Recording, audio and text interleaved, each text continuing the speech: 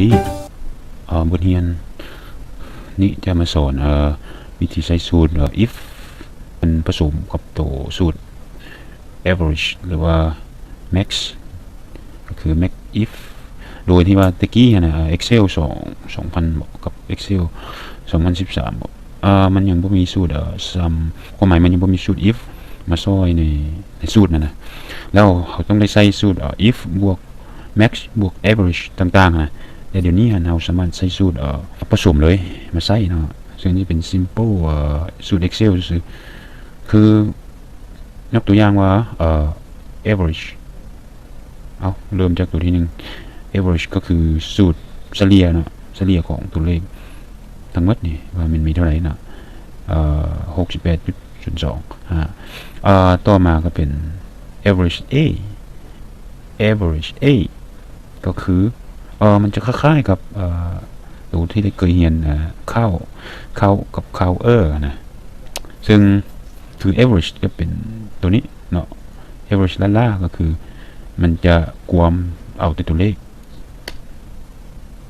แล้วก็ตัวหนังสือเมียงมันก็จะไล่ให้ทั้งหมดเท่าไหร่ให้นะส่วน average A มันให้ด้านนี้มาซะทั้งหมดมันมีอยู่40ห้องเนาะแล้วถ้าไล่ค่าเฉลี่ยนะก็คือผลรวมของทั้งหมดก็คือของนี้เท่ากับผลรวมทั้งหมดหารให้40เนาะเห็นบ่ก็คือเฉลี่ยสูตรเฉลี่ยก็คือนี่แหละคือผลรวมทั้งหมดหารให้จำนวนตัวเลขทั้งหมดเนาะจำนวนทั้งหมดก็คือ40ตัวแล้วมาหารแล้วออก68เห็นบ่คือกันเนาะแต่ average A หมายถึงตัวนี้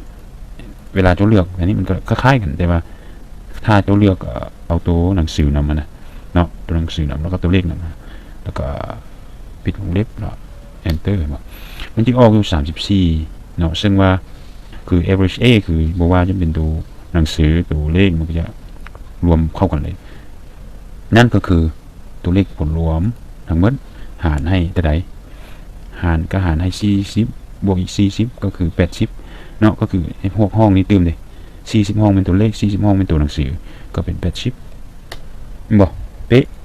อันนี้มันหลักการของมัน average A ก็คือค่อยบ่สนว่า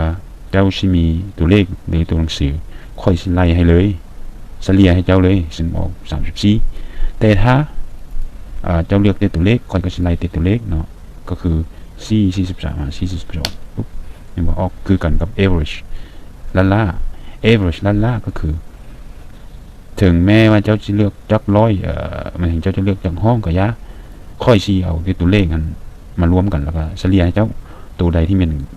เนี่ยหนังสือนะค่อยจะบ่ไล่ให้บ่คือกับ average A ก็คือต้องไล่ให้ทั้งหมดตัวเลขตัวหนังสือก็ไล่มันเฉลี่ยเลยเนาะแต่ average ล่าก็คือเจ้าสิเลือกไปก็ยะค่อยสิไล่ตัวเลขให้เจ้าเนาะยกตัวอย่างบ่เลือก2อันเนาะแต่ก็ยังออกคือเก่าเลือกอันเดียวก็เลือกก็คือออกคือเก่าเนาะแต่ตัวนี้ต่างจะเลือกอันเดียวออกคือกับ average แต่ถ้าจะเลือกตัวหนังสือพร้อมก็เลือกปุ๊บเข้าไปตัวหารจะหลายขึ้นนะเนาะอันนี้เข้าใจคอนเซปต์ของมันแล้วเนาะต่อมาก็คือ average if มันนี่นะ average if เฮ็ดจังได๋ average if เนาะความหมายก็คือ average if ก็คือจะมาใจอีกแบบนึงว่า orange เด้มันจะเป็นเท่าไหร่ตัวอย่าง orange มันปนกันอยู่นี่แต่เขาจะเลือกแต่ตัว orange ก็คือมันเกี้ยงนะมันเฉลี่ยบึงว่าทั้งหมดมันมีเท่าไหร่ก็จะได้เฮ็ดสูตรตัวนี้เนาะซึ่งก็จะใส่ว่า average if แล้วก็เปิดวงเล็บแล้ว range ตัวนี้ก็คือคล้ายๆ sum if แหละ range ตัวนี้จะเป็นแถวใดเนาะแถวก็คือแถวข้อมูลเนาะเอาแถวข้อมูลก่อนเด้อแล้วจุดอันนี้บ่ล็อกให้เด้อพอมีตัวห้องเดียวข้าพเจ้าก็เลยบ่ล็อกให้ใครเฉลี่ยต่อมาใครเฉลี่ยหมายถึง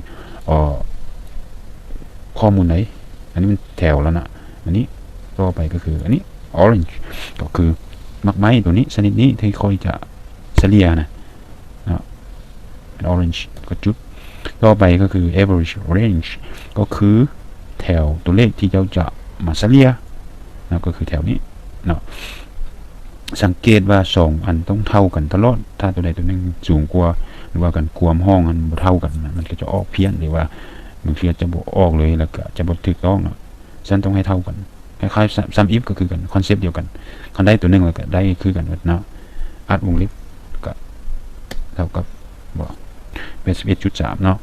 อันนี้เป็นผลรวมของ Orange แต่อันนี้ต้องถึกอยู่ไหนคันตัวนี้มันตัวเลขถึกมันจะออก error บ่เพราะมันจะเลือกแต่จากแถวตัวนี้เลยสมมติค่อยใส่ Apple 53เนาะโอเคอันนี้มันเข้าใจแล้วเนาะคือบักฮุ่งก็78เนาะอันนี้มันคาเฉลี่ยเนาะอันนี้มันตัวเทิงมันคาเฉลี่ยรวมอันต่อมาก็คือ Max ตัวนี้ก็คือสูตรธรรมดาเนาะมีแต่บอกว่าตัวใหญ่ชุดของทั้งหมดตัวเลขมันมีเท่าไหร่ก็คือใหญ่ชุดก็คือ100นี่แหละเนาะก็บ่มีไผที่ใหญ่กว่า100ละในแถวตัวนี้นะต่อมา max if อันนี้จะคล้ายๆกับ average if แต่ max if นี่มัน if s ความหมายนะแล้วมันจะคือกับ sum if s เนาะคือ max if แล้วบ่มีเนาะมันจะมี max if s rank ก่อนคือแถวดูใหม่กันซะ max if เห็นบ่ s มันมีสูตรตัวเดียวเนาะบ่มี max if แล้วเนาะ max range แถว max range ก็คือแถวตัวเลขได้ต้องเลือกแถวตัวเลขก่อนเนาะ criteria range แถวหนังสือมันนี่นะก็เป็นตัวนี้ต่อมาก็เป็น criteria ก็คือ criteria ก็คือ orange คือเขาอยากชอบ orange เห็นไหมบอกเป็น95คือในชุดของorange ก็คือ95เนาะซึ่งไล่เข้ามา orange 93 orange เว้น74 92 95เนี่ยอยู่ถึงในชุดบทเรียนนี้ก็ขอจบเพียงเท่านี้ละรู้สึกว่ายาวนิดนึงแต่ว่าคืออธิบายหลายขอขอบใจ